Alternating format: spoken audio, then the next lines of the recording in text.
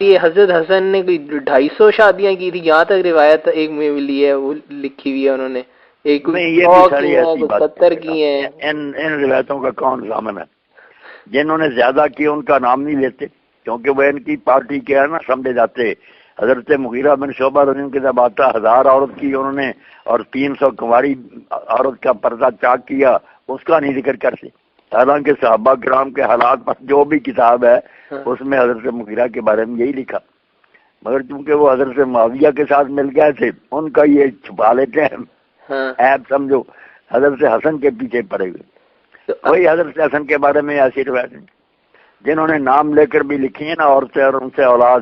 18-19 کے قریب تک ہی بس لکھی ہیں، بس اس سے زیادہ کوئی نہیں۔ ہاں اچھا صحیح، یہ ثابت ہیں یا یہ بھی بس یعنی کہ نہیں ہے یہ بھی ایسے ہی، مگر شرح جو ہے نا ناظر البلاغہ ابن ابی الحدیث معتزلی کی، اس میں اس نے نام لکھے ہیں نا کہ یہ عورتیں ان سے نکاح کیا، ان سے یہ بچے ہوئے۔